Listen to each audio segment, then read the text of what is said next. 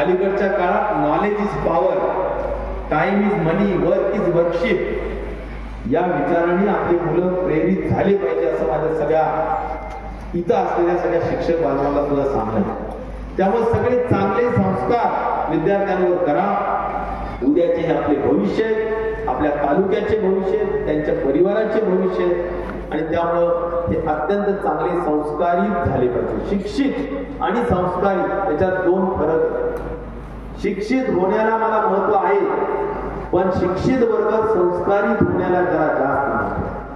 मी आज तुम्हाला एक सांगेल विद्यार्थी बांधवांनो, की आपल्याकडे जे असलेले इथे पुनीत सिंह जे आता इथे आलेले आपले आजचे चीफ गेस्ट, ते शिक्षित आहेत, इज व्हेरी हायली एज्युकेटेड, परंतु he is a nice human being. ते चांगले संस्कारित सुद्धा आहे.